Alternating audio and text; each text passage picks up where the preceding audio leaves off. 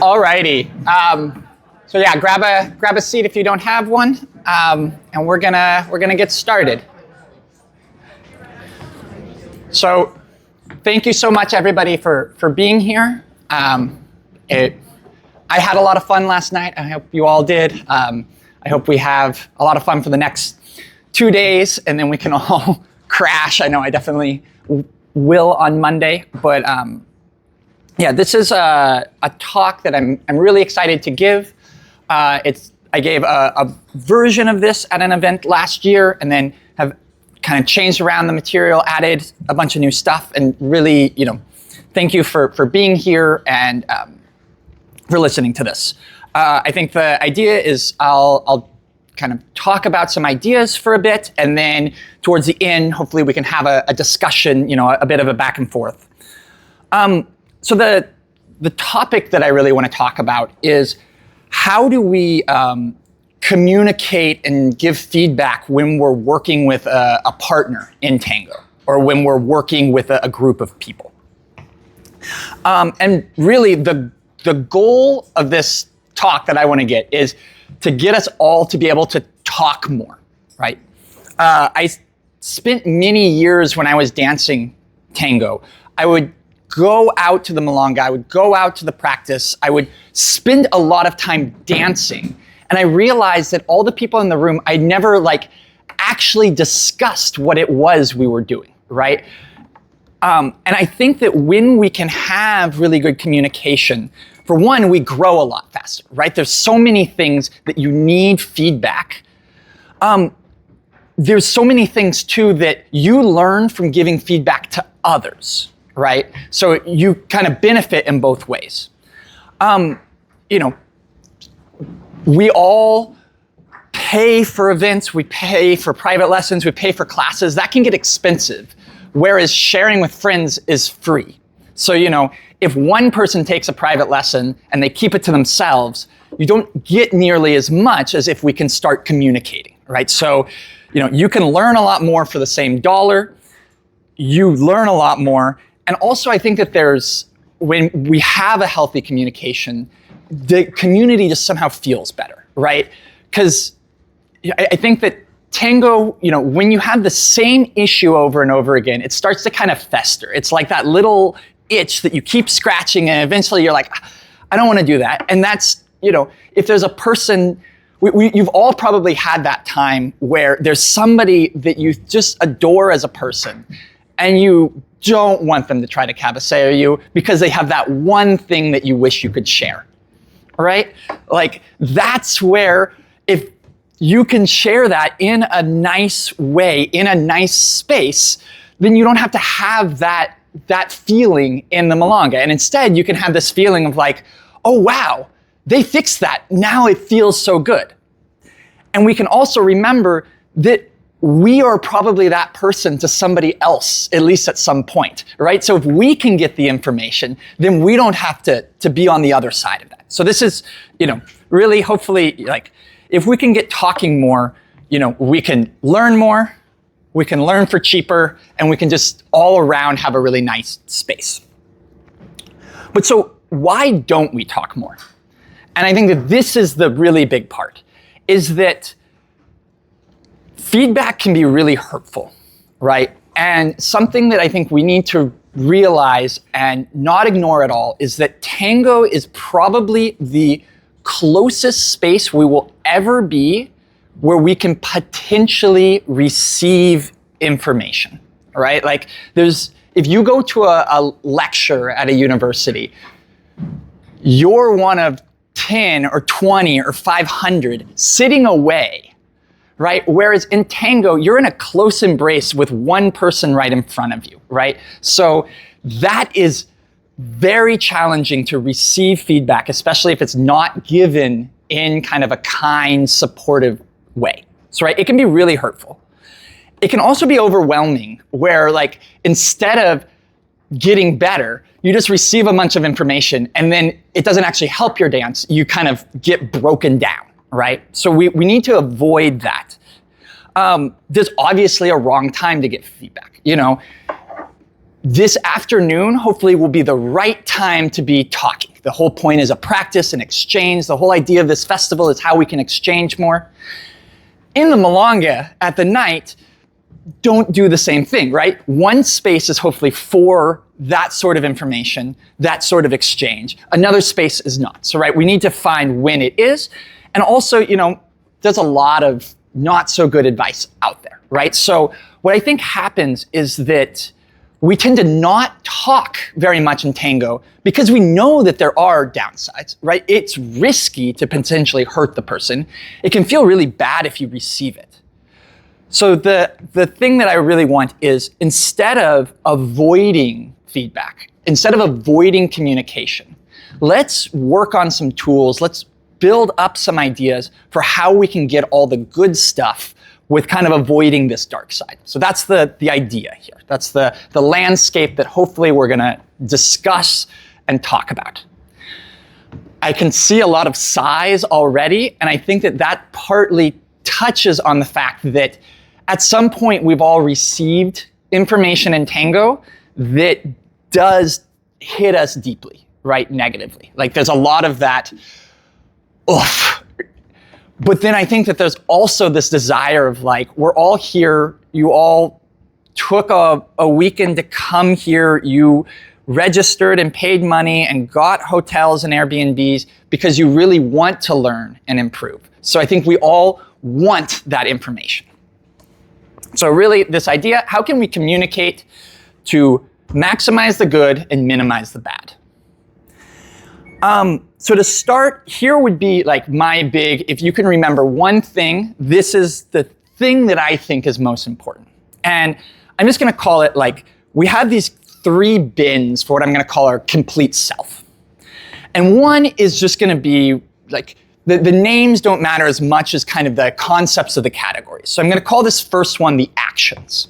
That's what you're doing right now. That's kind of your current, how you're approaching this.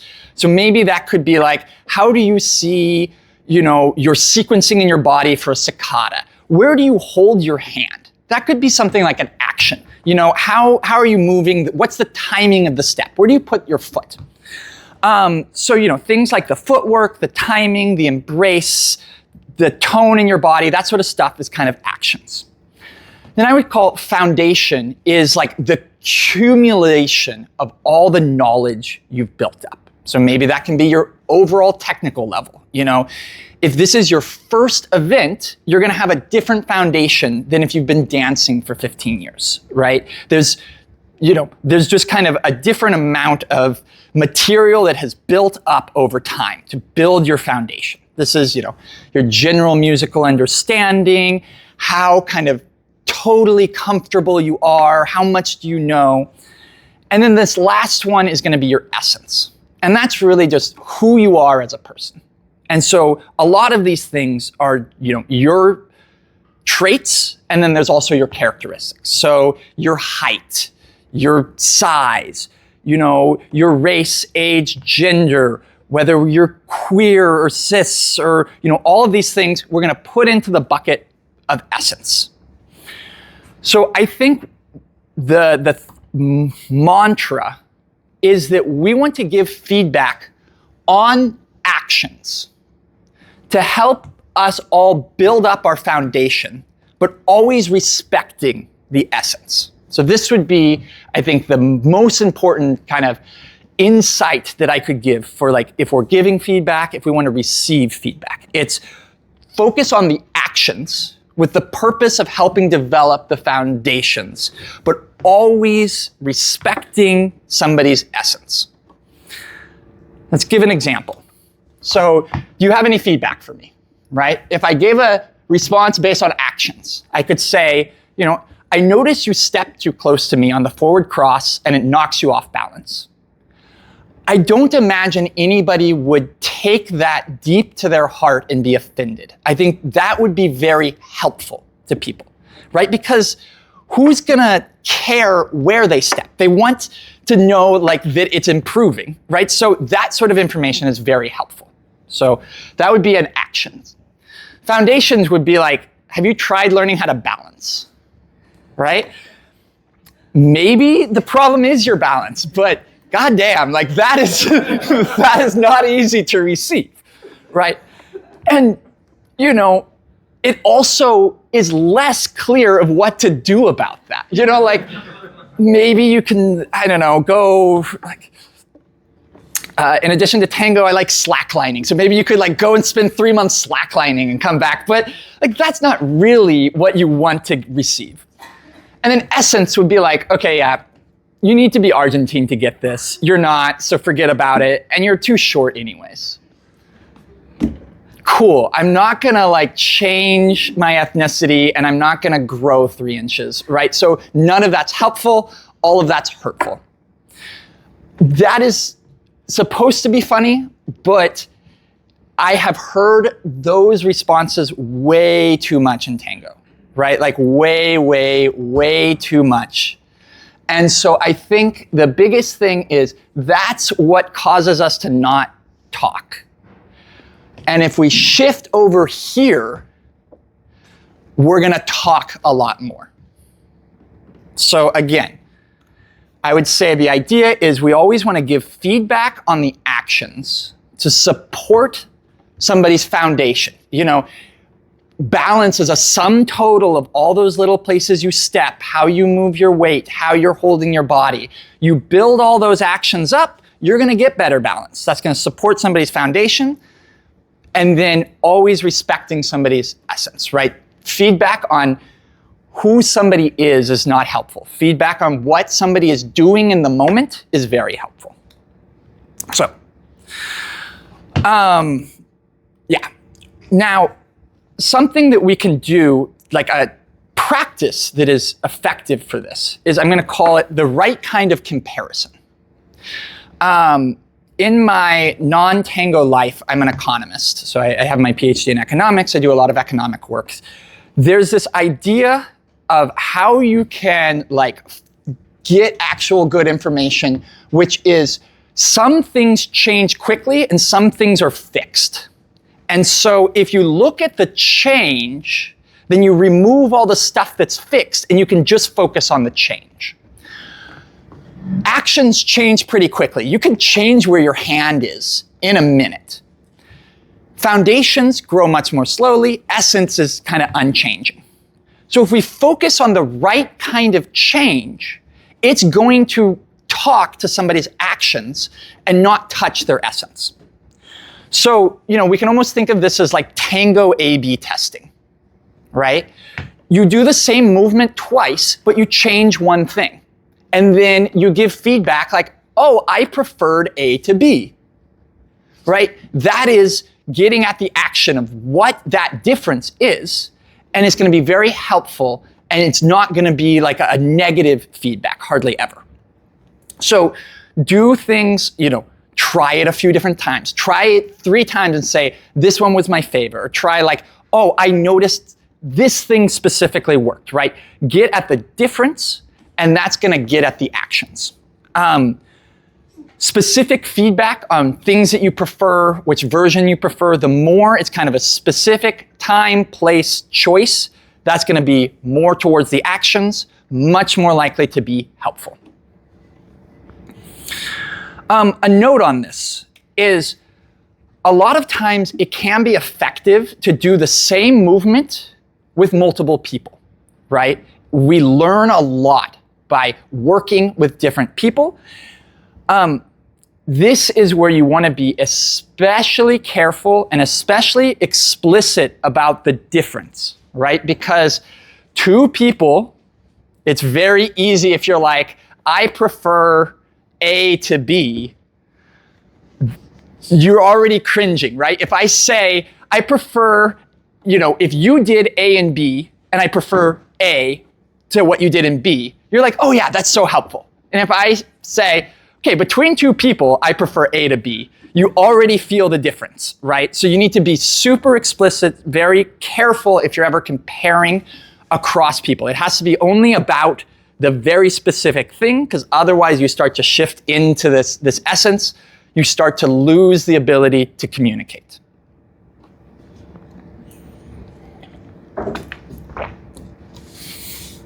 I always get very excited and then I start talking faster and faster. Okay, so next thing is I'm going to say when to give feedback. And hopefully there's kind of an idea here that I find helpful.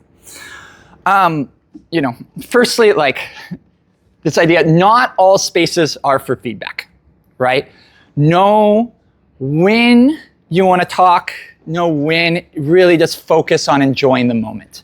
I think it's what tends to happen with us in Tango is everything melds into a praktilanga where you're kind of working, but you're not really talking, but you're not stopping, but you're not fully focused on the moment, right? Like the more extreme difference you can make between your practice and play, the easier this is all going to be. To me, dancing is not at all about the technique. It's all about like trying to find flow with another person in the movement.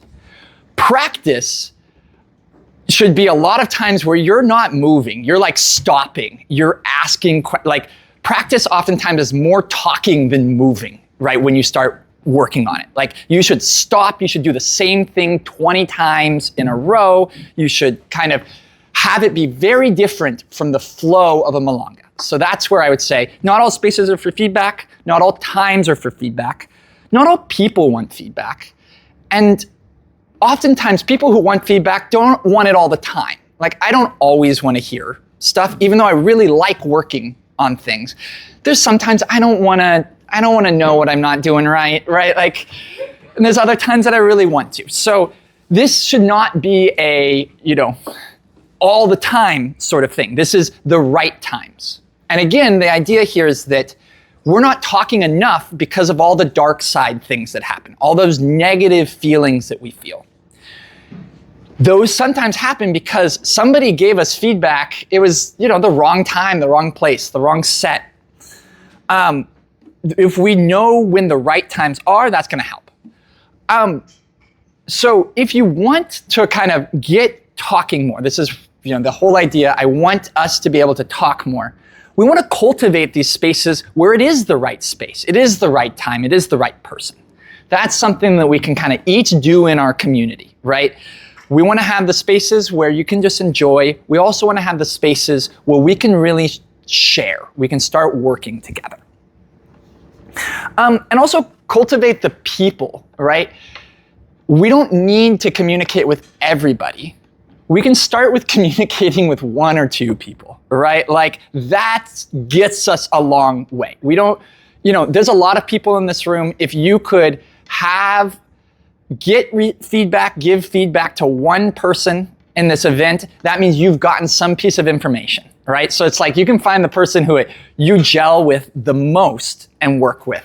That's the best place to start.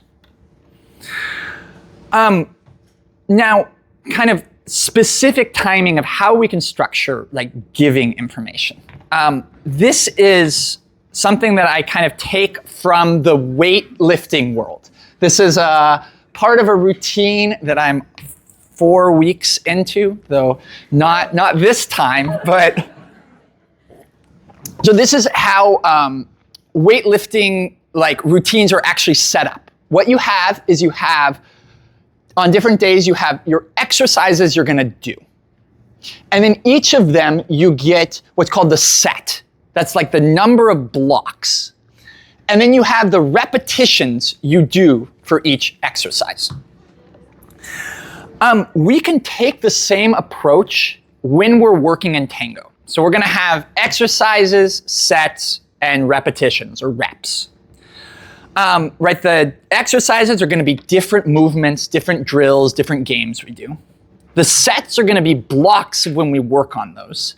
And the reps are like each time you do it. So if we're working on back ochos, that's the exercise.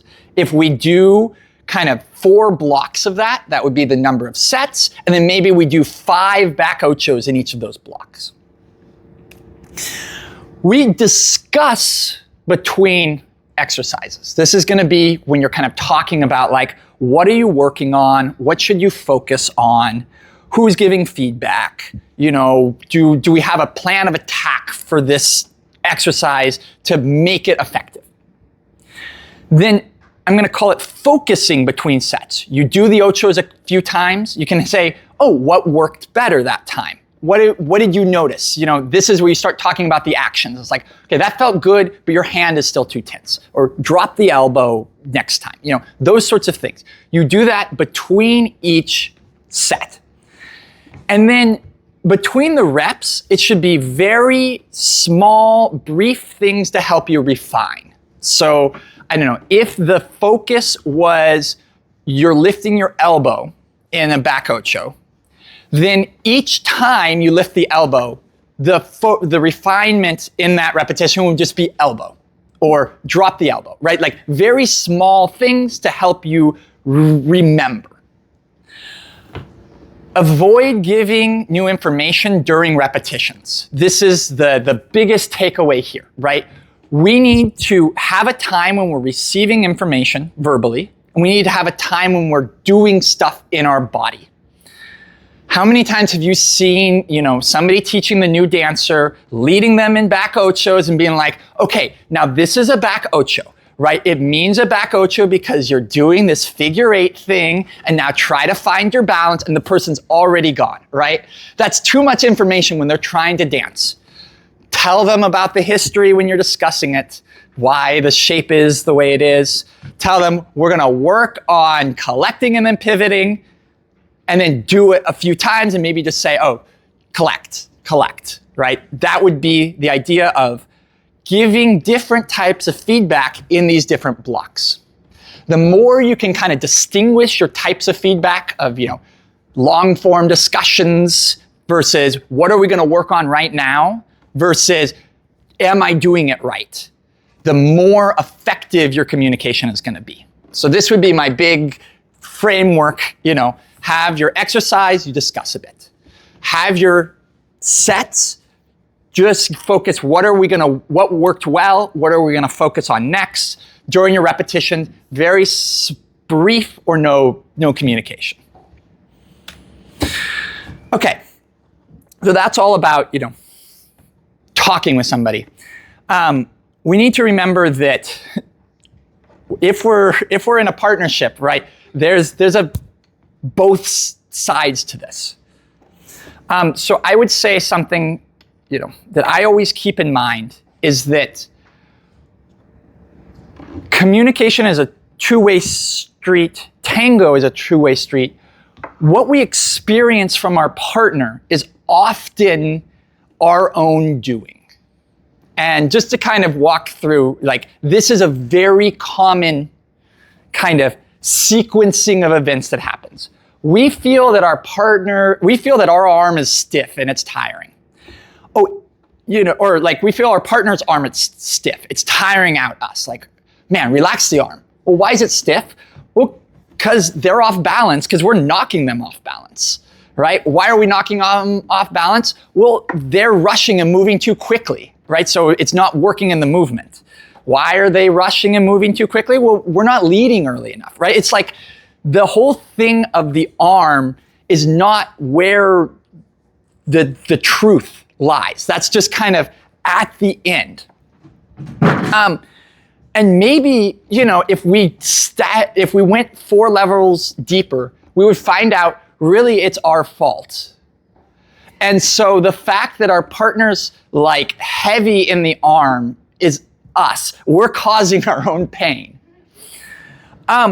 So here's where you want to be really honest and notice these things, right? Because how can you start to unravel that whole thread if we don't start noticing like, oh, your arm's really stiff here, right? We want to give the observation, but we don't necessarily want to assign blame to the observation. Like, why is your arm so stiff? If only you were Argentine and a bit taller, then it would work, right? So the idea here is that we want to notice things, but that noticing is not the same as placing blame on what happens, right?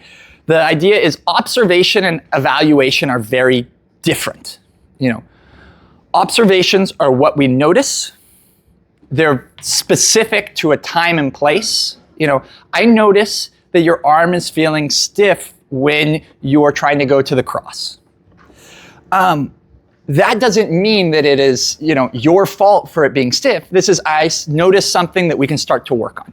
Evaluation is, trying to assign blame, right? Giving a value judgment, choosing who is right and who is wrong. There's a difference between these two. And kind of the idea is like, I'm sickling my foot in the baleo, that would be an observation. Ugh, I suck at baleos, that's evaluation. Nailed it. Notice too that the observations tend to be about actions, right? Here, evaluations very easily start to get into your foundation, into your essence. Like, I'm no good as a tango dancer. Maybe it's true, but it's not helpful. That's not helping anything. It doesn't help you get better. It doesn't help you feel better. There's no benefit to that sort of communication. So we cut off that communication. But I'm sickling in this moment. Let's figure out why. That can be very fruitful. So again, go with observations instead of evaluations. That's going to get much more at the actions. It's going to be much more effective and nicer. And then the last thing I want to talk about here of why we often don't communicate with each other is it's this idea of hierarchy.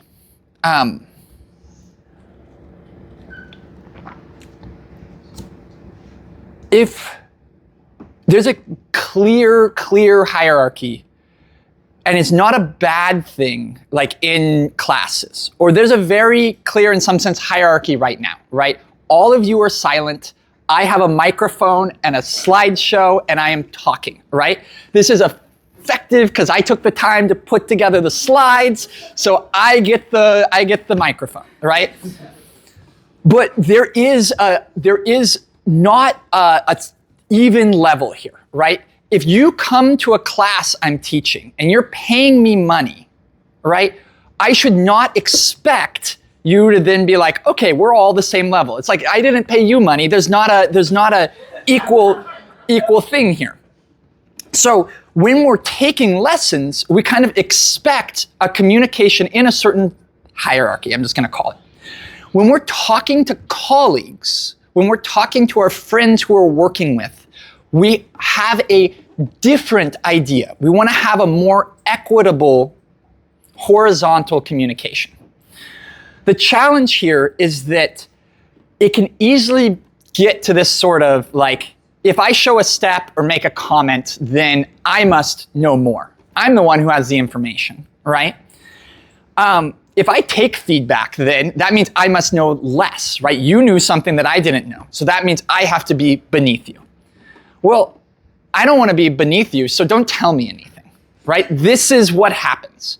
Or, it's amazing to kind of try working with different people, because some people are so easygoing and want the feedback, want to give feedback. Other people, it's like they'll show you their step and you work on it and you go, oh, here's my step. And they go, cool. And then they show you another of their step. Right? This is attempting to kind of get a difference in hierarchy, because they're like, I don't care about what you know. I want to show you what I know. So we want to be very careful when we're working with peers to not have that, because that's what kills the communication. When we kill the communication, we don't get all the benefits of feedback and communication. So a few things that we can do, and honestly, one of the ones that's simplest and most effective is, instead of having this kind of implicit hierarchy battle, let's just make it super explicit, but equal. And so how that would work is, for this exercise, you're going to be the one giving me feedback. For the next exercise, I'm going to be the one giving you feedback, right? You're not having to be the same, but that means each time it's very clear the role of, for this one, I'm going to give you feedback. For the next one, you're going to give me feedback. And that way, it's like very easy to know how you're supposed to work. Or you can have like a third person giving feedback to both people, and then you just like switch that, right? So a very effective thing is, instead of trying to navigate the tricky implicit hierarchies that happen when you're, working with somebody else, you can just pick. Another thing could be which is very effective, is basically you ask for somebody's perspective. It's again kind of choosing roles, but it's going to be like, you know best what your perspective on this movement is. I know best what my perspective on this movement is. It doesn't mean that one's right or wrong, but you're obviously going to be the one talking when you're sharing your perspective on a ballet. You give that, then I share my perspective. That way we kind of each have our expertise that we can share. And then a last thing would be especially if we're worried about somebody kind of shutting off because they're feeling like, there's kind of this like hierarchy battle. The more you put yourself in the situation of working on things that you don't know, the more you won't unknowingly kind of try to take the reins. There's some things that I feel very passionate about and I feel like I know a lot about. So if we get into that topic, it's going to be like, okay, you sit down and listen to me. I'm going to get the microphone. I'm going to bring out my PowerPoint. Like, we're going to go. Whereas there's a bunch of other stuff where it's like, okay, now I'm not going to like jump to that. And then you're going to feel like, wow, Sean's just taking over. He's not even listening. There's going to be a lot of other things where it's like, I'm much more eager to hear somebody else's opinion because I don't know what my opinion is. Or maybe I have one, but it's not set in stone. So I would say, instead of working on the things that you're the best at, if you're kind of trying to get peer-to-peer learning, start working on the things that you kind of are most curious about, you don't know as much about. This makes it much easier to get the conversation going. Again, you don't need to start with the hardest things to talk about. Let's just start getting a little bit of talking in a positive way. So this would be the last one is, kind of, we want to be really clear about kind of the roles. We want to start noticing if there's this like implicit hierarchy battle, because that's really what kills the conversation.